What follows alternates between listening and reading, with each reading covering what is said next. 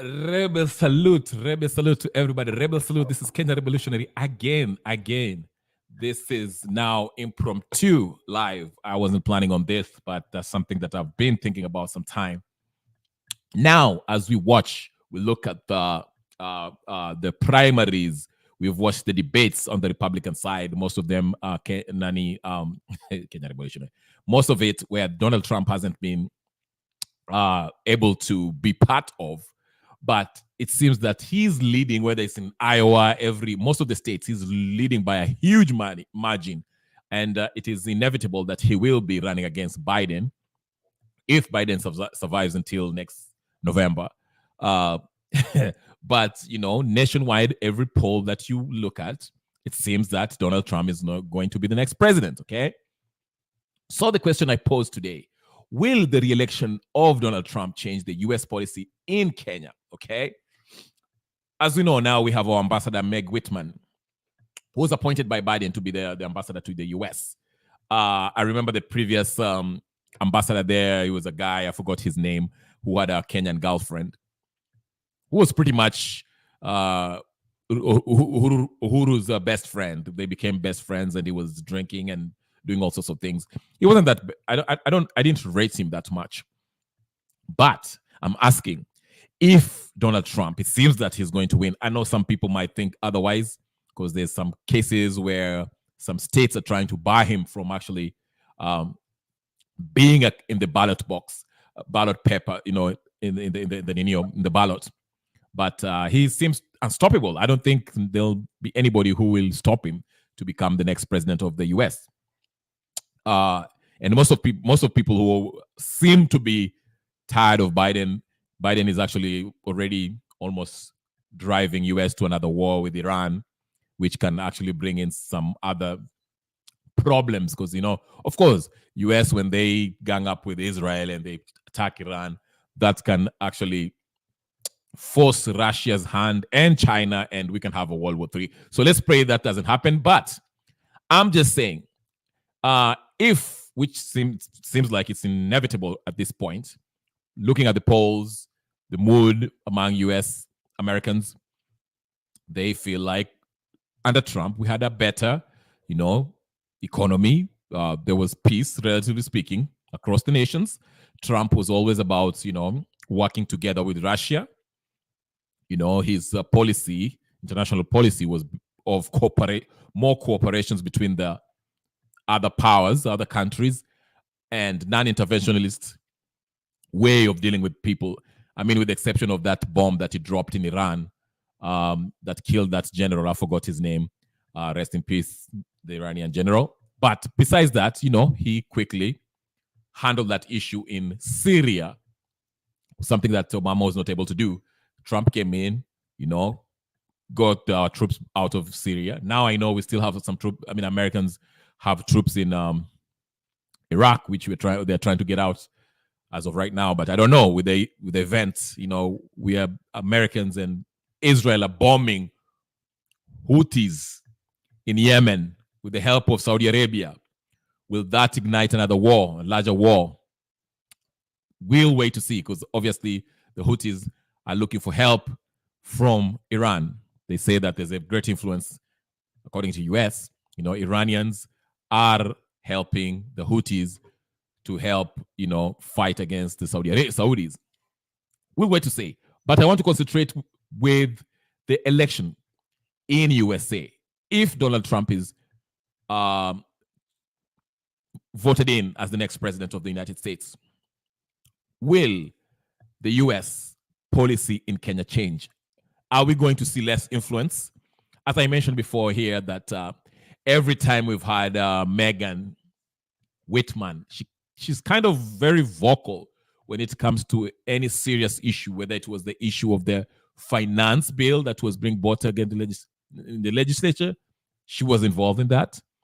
And even when the finance bill was almost being ruled on, when Okiya Omtata initially challenged the bill at the Supreme Court, Megan Whitman made her voice known.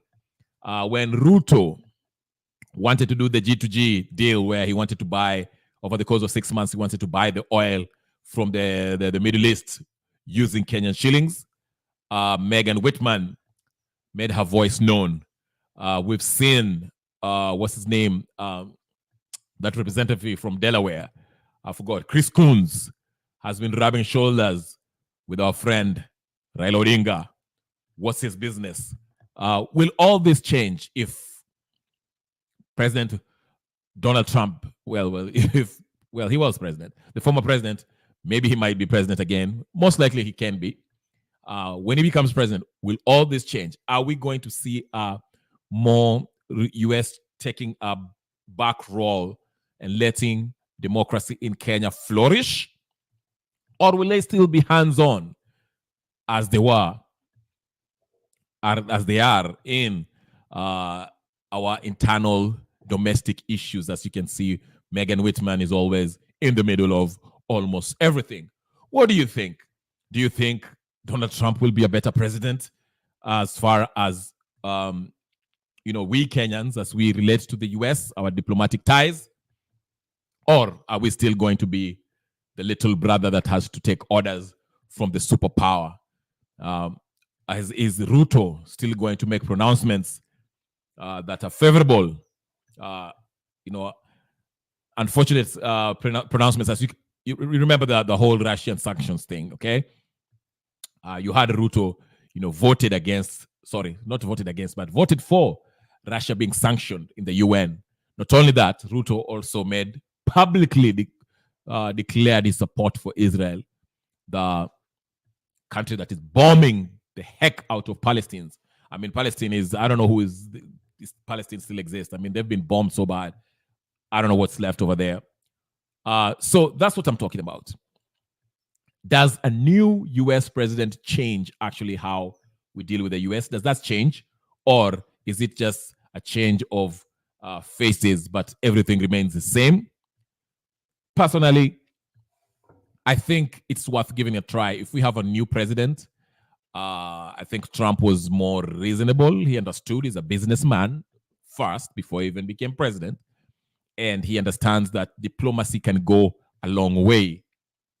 And dealing with Kenya, I know Kenya always values, Kenya, we are still under the British rule, basically, and American rule. But I think through diplomacy and actually promoting real democracy, not the democracy that they talk about, where you have a gun over your head, that is not real democracy. But I'm saying, if we have a president who actually respects every country's sovereignty, especially, let's say, Kenya, which they value because it's a strategic country. We sit in a strategic, geographically, we're in a strategic place where we've been used by the US to actually help them with their military operations in Sudan, whether to Southern Sudan, Northern Sudan, Congo, Central Republic of Africa, Central Africa, African Republic, and so forth, so forth. And now, actually, we are being asked, probably with Biden, is asking us to send some troops in Haiti because they don't want to clear their own mess. Will this be possible under Trump? If we had Trump as the president, will he ask the president of Kenya to do so?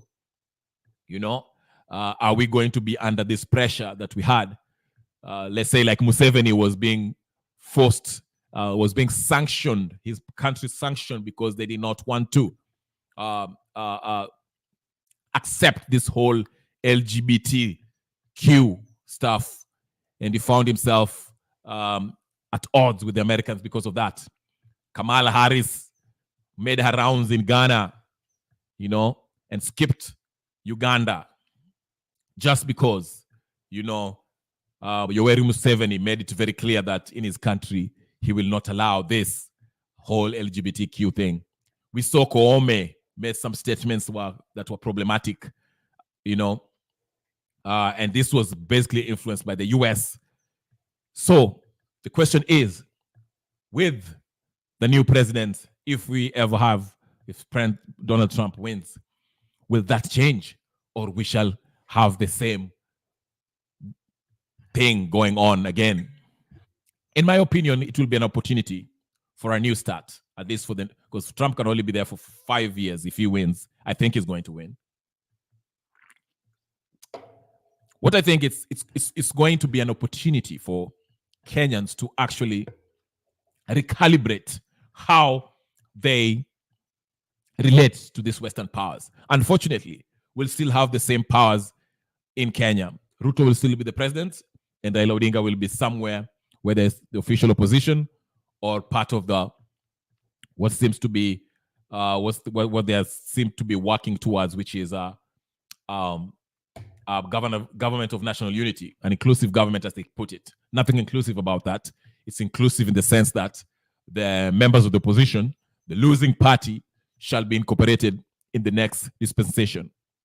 At least that's what they're working on. But I'm looking at it like this. It will present a new opportunity for Kenyans to actually make their case and say, maybe these Western powers should have their hands off from our domestic matter. Okay?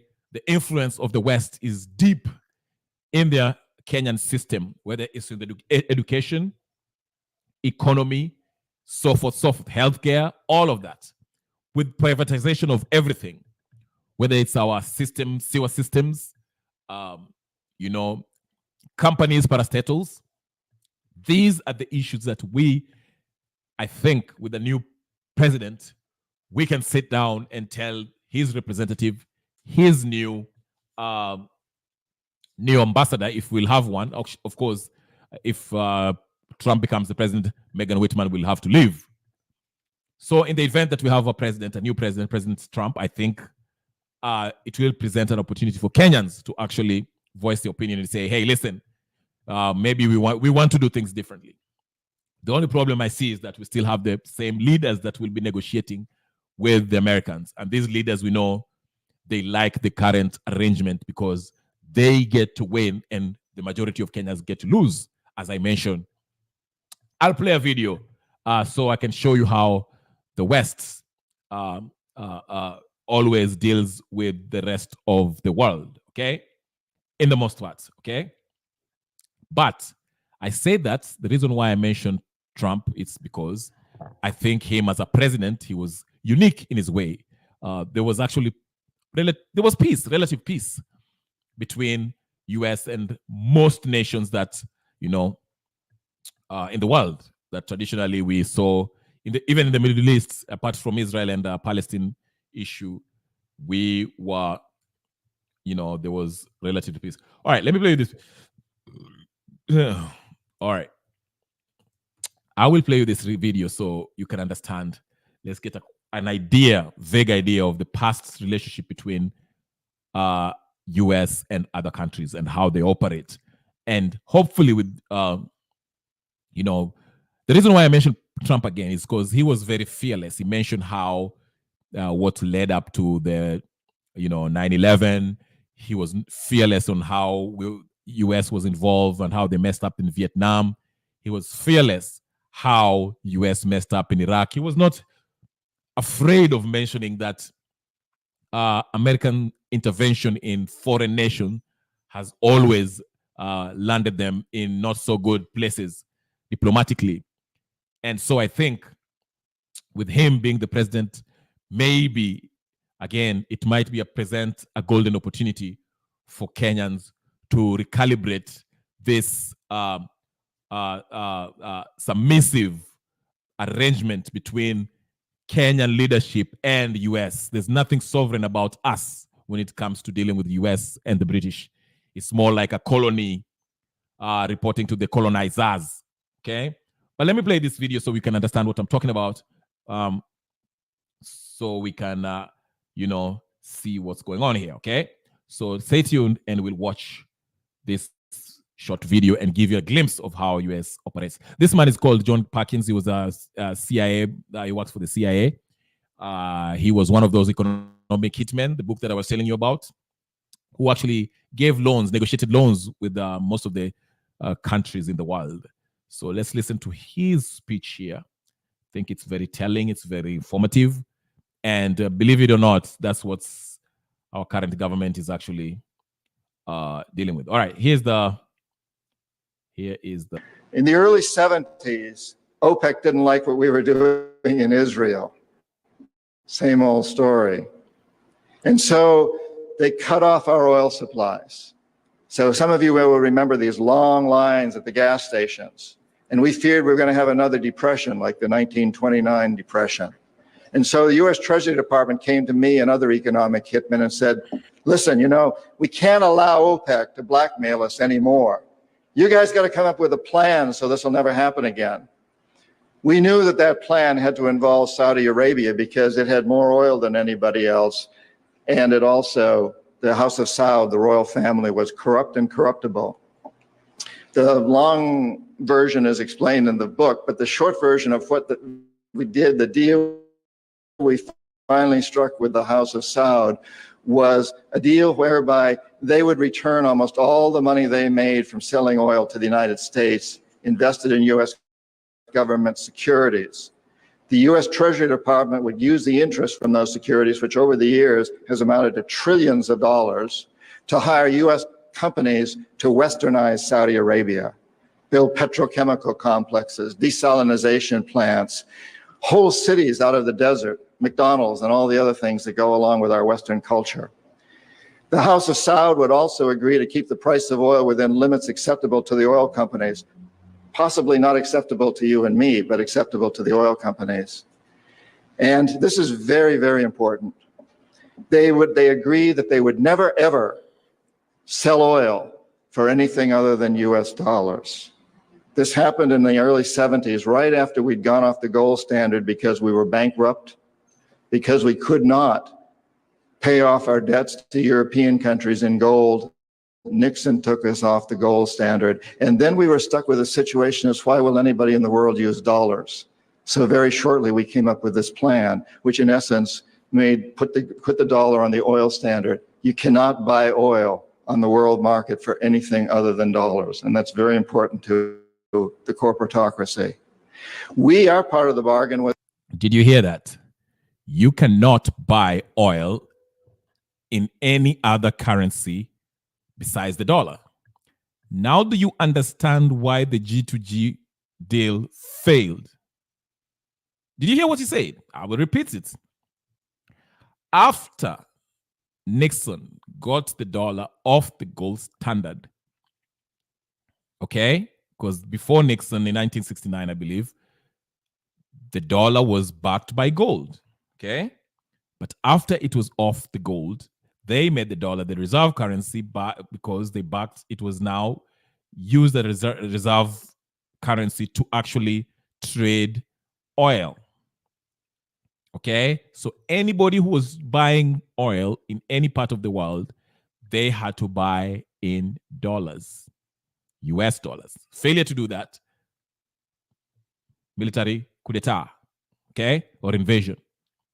Okay, so now you see why I was telling you, because most of people were saying, oh, there's corruption, which it might be the case with the Ruto, I don't know, but Ruto was very clear on that G2G, and I will even play that video. But I'm letting this guy explain how they actually control countries and why the dollar, actually people buy oil in US dollars. And that's why, because Ruto, again, remember, Ruto said the whole point of G2G was to buy oil in Kenyan shillings. But here you have it. He's explaining what the deal was. As we agreed to keep the House of Saud in power, in control. It was an amazing deal, the deal of the century. It was history-making, incredibly powerful deal that we struck with Saudi Arabia. And it's held. It's had some what the CIA calls blowback, unintended consequences. For example, one of the things that really pisses Osama bin Laden off is those McDonald's and those desalination plants and those petrochemical complexes surrounding Medina and Mecca, the two most sacred sites in Islam. And it pisses off a lot of other Muslims in Indonesia and all over the world. There's been some blowback, but on the whole, the corporatocracy looked at this as an incredible success. I had done my job. We economic hitmen did a great job with that one. So we decided that Saddam Hussein ought to accept something very similar. Now, probably a lot of you know that Saddam has been our boy for a very, very long time. You may remember Abdul Karim Qasim, who was president of Iraq in the early 60s. Qasim came up with a unique concept. He said, Iraqi oil ought to go to benefit the Iraqi people. How novel is that?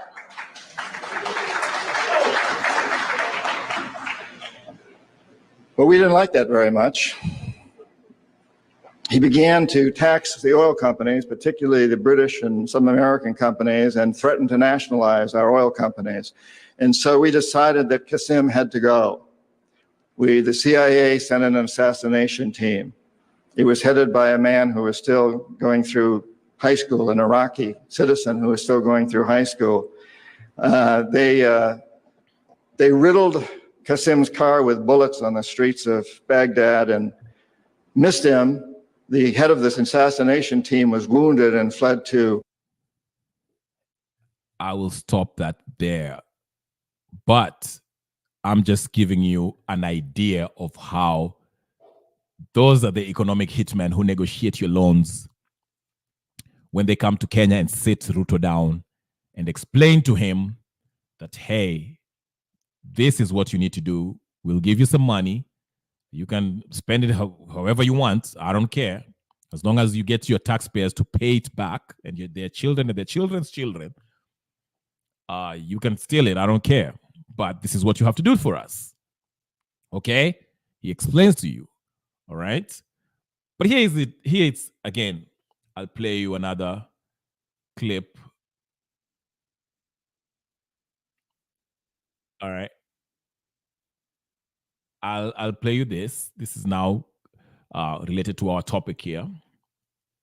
Donald Trump, the last debates that he had with the Republican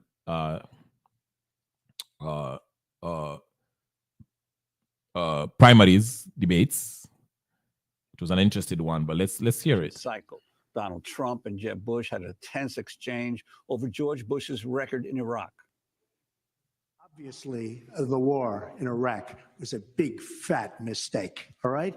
Now, you can take it any way you want, and it took Jeb Bush, if you remember at the beginning of his announcement, when he announced for president, it took him 5 days. He went back. It was a mistake. It wasn't a mistake. It took him 5 days before his people told him what to say, and he ultimately said it was a mistake. The war in Iraq, we spent $2 trillion, thousands of lives. We don't even have it. Iran is taking over Iraq with the second largest oil reserves in the world. Obviously, it was a mistake. So George Bush made a mistake. We can make mistakes, but that one was a beauty. We should have never been in Iraq. We have destabilized the Middle East. I'm sick and tired of Barack Obama blaming my brother for all of the problems that he's had. And frankly, I could care less about the insults that Donald Trump gives to me. It's blood sport for him. He enjoys it, and I'm glad he's happy about it.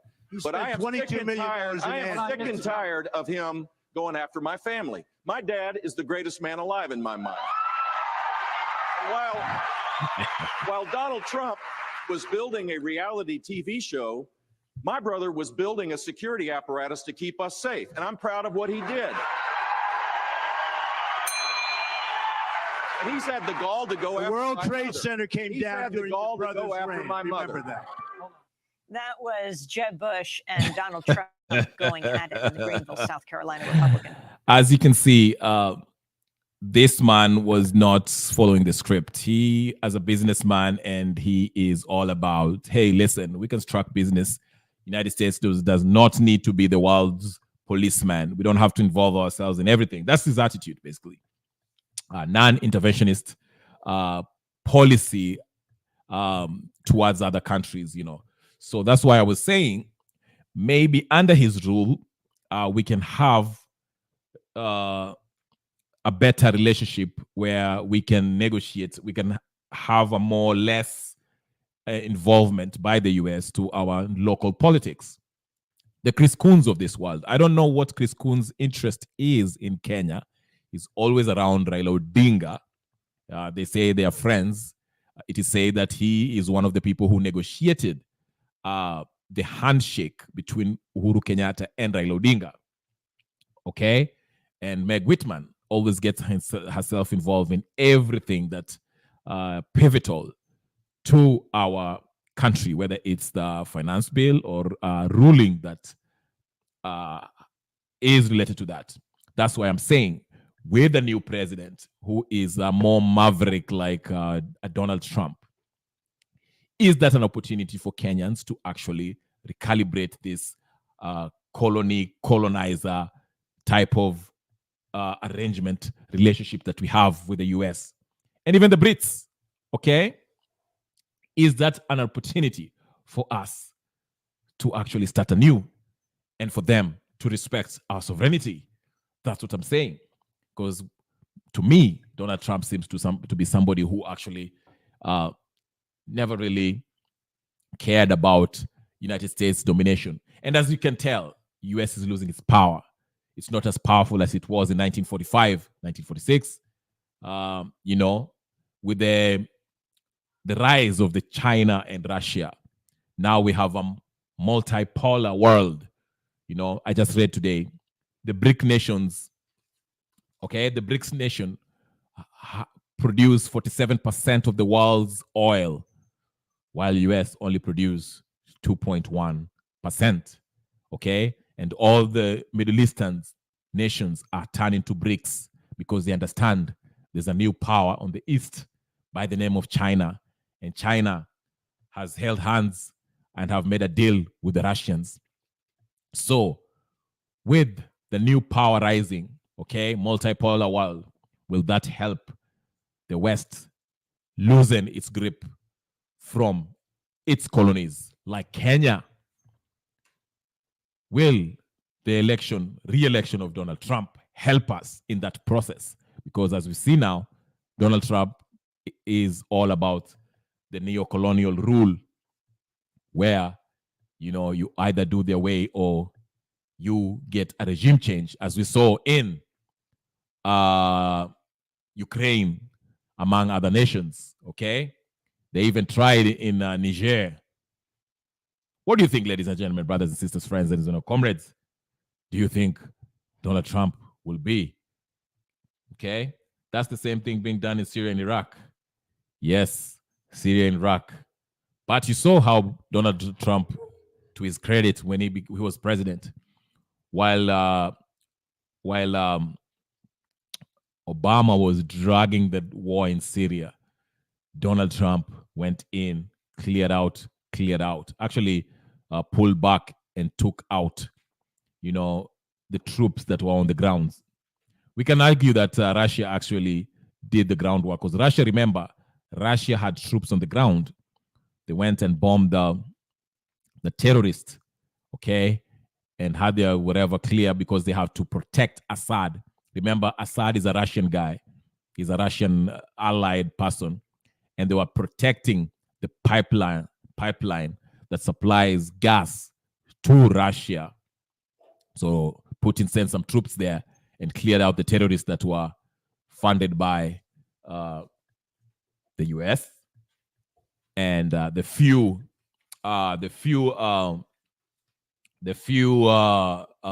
mercenaries allied to US had to leave US.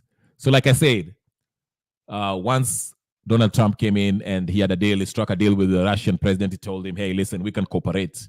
We don't have to be at odds. You know, that's why you see Putin always respects Trump and vice versa. So I think with a president like that, maybe it will be an opportunity for Kenyans to make a case and hit the button to see, you know, have US have less involvement in Kenyan affairs. Because as you can see, I've explained to you, they've always historically, you know, them along with the British, they've always tried to maintain power. Because really, if you look at it, if you look at the power structure, the British Empire is still well alive. United States is still part of the British Empire. Most people still don't know that. But they still are. They are all controlled by the Vatican and we can go back to the Venetians and the Roman Empire. It's still the same thing. These are the same people, okay? They just change names. But let's go to something else that I wanted to show you. This is Ruto.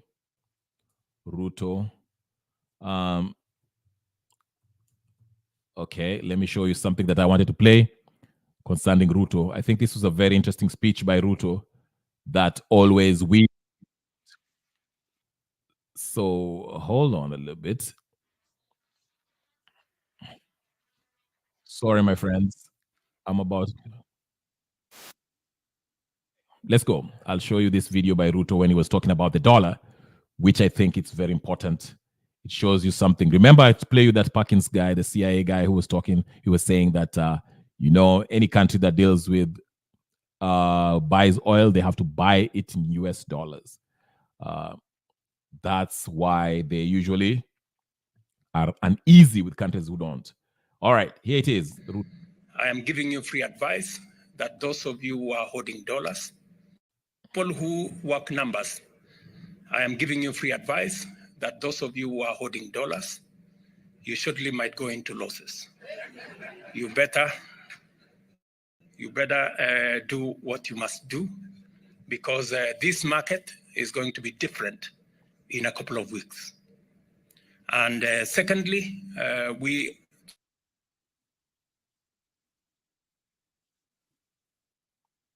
Sorry, guys. Sorry. Let me. I had a technical difficulty right there. Let me just replay that video again. I just made a little mess, but I want to replay it again so you can get what he was saying. This is where he got in trouble with the West, and he had to drop the G2G deal that he was trying to initiate in Kenya. It was a noble idea. For the people who work numbers, I am giving you free advice that those of you who are holding dollars, you surely might go into losses. You better do what you must do, because this market is going to be different in a couple of weeks. And secondly, we, through the central bank, we are having conversations to reinstate the interbank exchange market that has since not worked. And I am happy that the players in that sector, including our banks, are coming forward and they are participating, and they are working with the central bank so that we can again take charge of our market, and that it is not allowed to be distorted by brokers. I'm told the only place where brokers are accepted is at the exchange. Anywhere else, they are banned. And so I just want to assure those in Kenya who are facing challenges of access to dollars that we have taken steps to ensure that dollar availability in the next couple of weeks is going to be very different, because our fuel companies will now be paying for fuel in Kenya shillings. They do not have to look for dollars every month, because we have done what we must do as government to ensure that we ease the burden on people who want to realize their returns in dollars. And I was being told by the chairman of NSE, so Mr. Chairman, you have nothing to worry about. We have taken adequate steps to make sure that that is sorted. Let me also confirm to you that the government of Kenya, as I made a commitment, we are going to be listing public-owned entities shortly. And I like the fact that you have said you are ready to take me on. Let's see. You had that. So he made it clear there. He made it very clear that the government deal, he was going to buy oil in Kenyan shillings, because the dollar was the dollar is actually falling in its value. People are dumping the dollar. They're dumping it because, as you know, the BRICS are playing a huge part. The BRIC nations, they're using their own. They have realized, the dollar is not. It's been a sham. The dollar is not backed by anything. So these BRIC nations they figured out that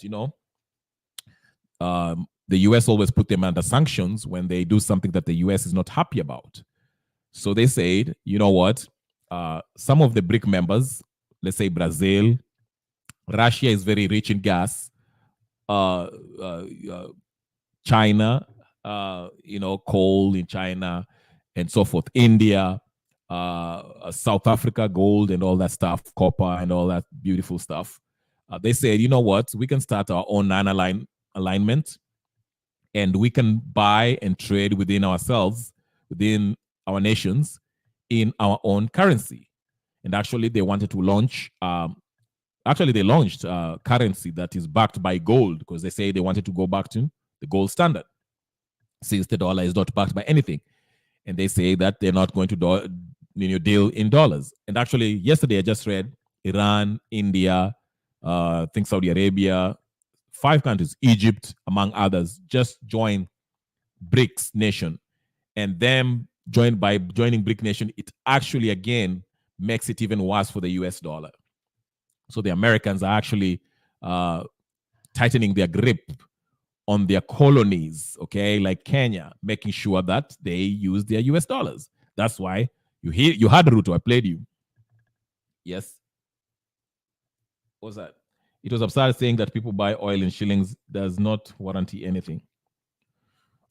No, but you see, the deal was, the deal, as I understood it, was a 6-month deal, and the whole point was to avoid, because the dollar fluctuates, okay?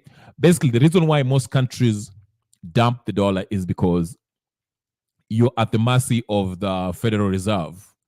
If they raise their interest rates, it changes the value of the dollar and it fucks up your currency.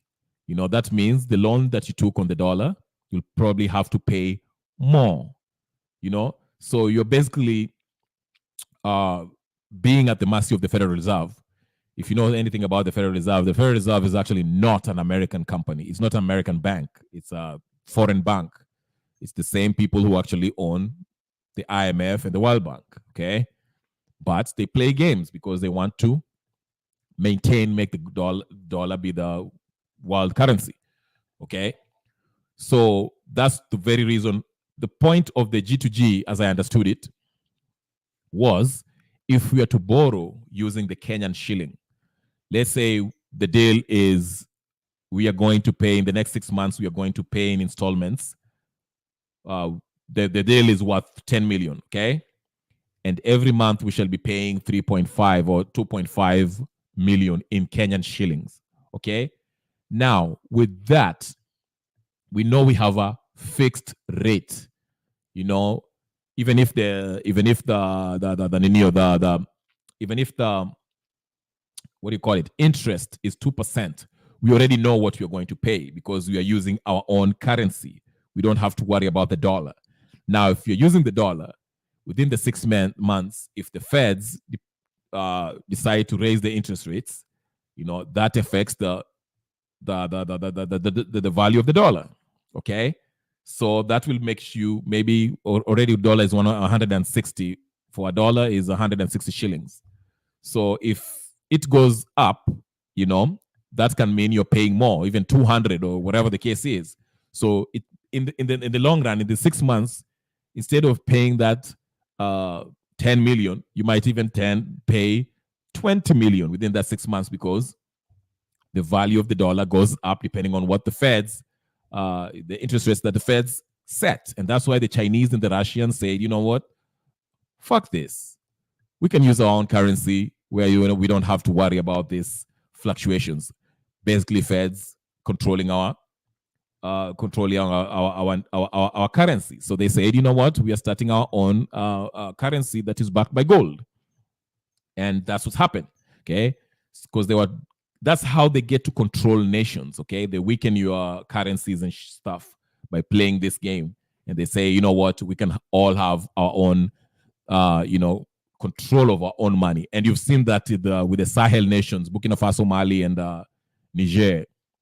The first thing they did after they kicked out the French and the Americans and the British, they say that we are going to have one common currency and we are going to back it with gold, because Senegal, Mali, and Burkina Faso are actually rich in gold. Actually, Burkina Faso, they just developed, as I played your video yesterday, they developed a technology where they can process the gold. They don't have to ship it to France and to whatever to process that gold. They can do it at home.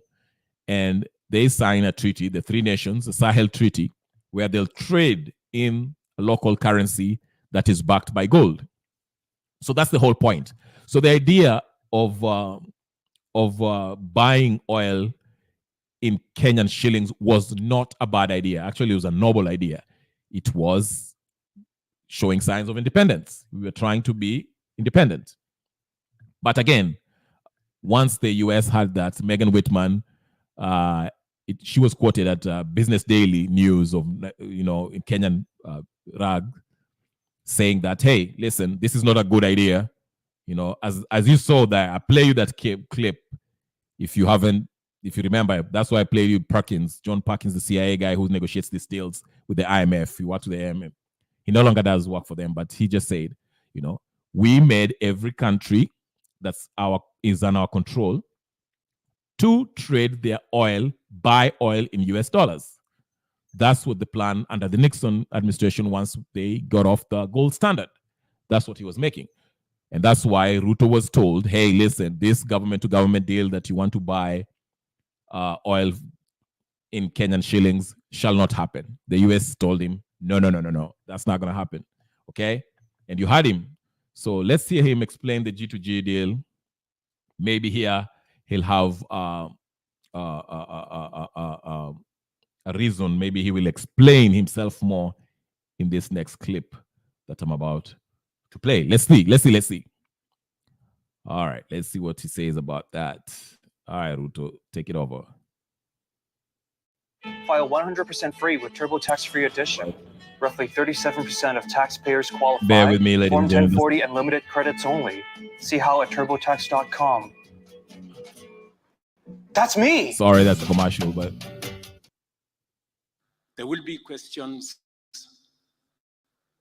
by the people of Kenya, and they are perfectly entitled to interrogate our actions. We must work in such a manner that we can answer every question. For example, I am very happy that when the opposition is asking us about the G2G petroleum engagement, we can confidently tell them all the documentation is public. All the agreements are public. And I can say without fear of any contradiction that this whole exercise, before even I took the oath of office, the leadership of all oil marketers came to see me, and they were stranded, looking for dollars from corner to corner. In fact, there was stockout in many parts of Kenya.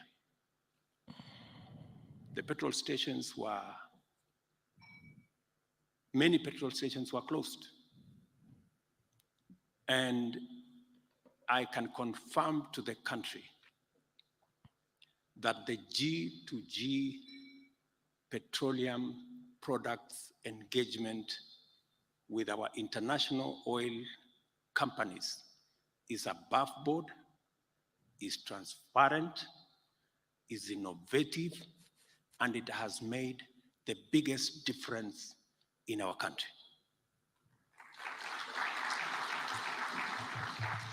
If we hadn't been innovative, we would have driven the country in the direction that was going then, of more subsidies, greater debt, more confusion, and the whole of that space. Let me say this for the record, confidently for the record, that the purpose of the G2G agreement, the government to government, and I have talked to MBS and MBZ, the two leaders of UAE and Saudi, and they have gone out of their way to support our country.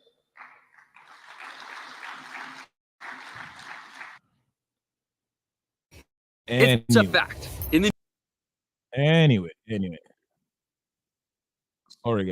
Sorry, guys. All right. Anyway, we all know what happened with that G2G deal. It kind of fell off, and things did not work out. And the reason is because they reverted back to using the dollar. Because Megan Whitman alipiga simu akamwambia wacha ujinga. You know the deal. If you want to stay the president, you know what you need to do. But as I say, he didn't explain that. But anyway, the whole G2G thing, again, I don't know if you want me to play this clip, but there was a clip with Kanan and Otiende Amolo.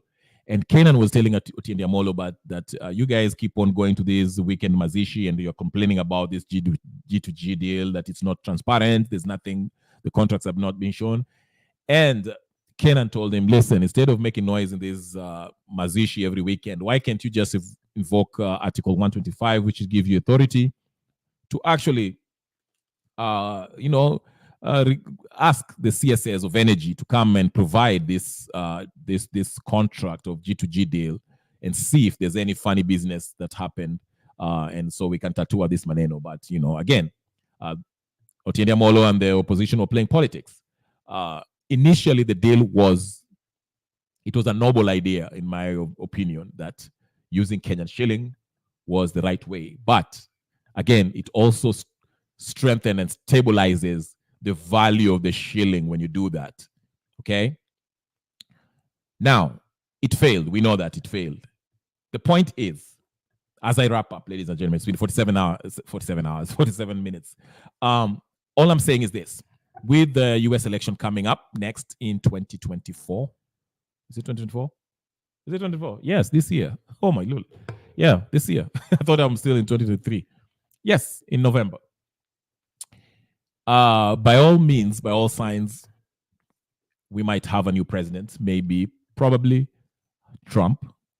We all know what he was about when he was the president.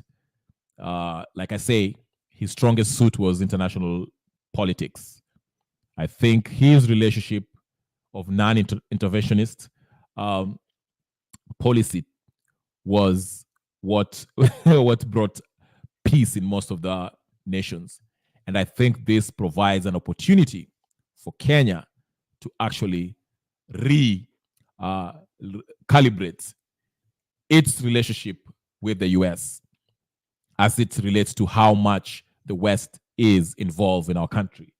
As I say, the problem is, while the US might have a new leadership, we'll still have the same old people who are actually benefit from the system that we have, and will probably fight to maintain status quo.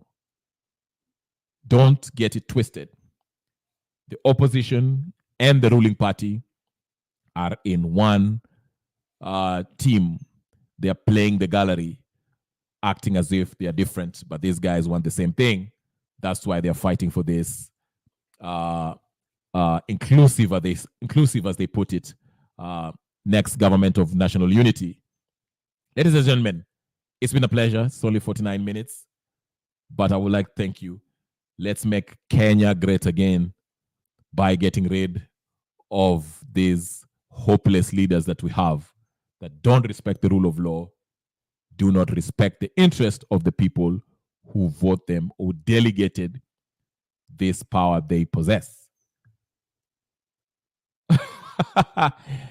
I don't know about that. I don't know about that. That's media propaganda. I don't know about that, but I shall save that for a debate next time. As usual, Goodyear, it's a pleasure. I'll see you in the next other platforms or next time you jump in on my live.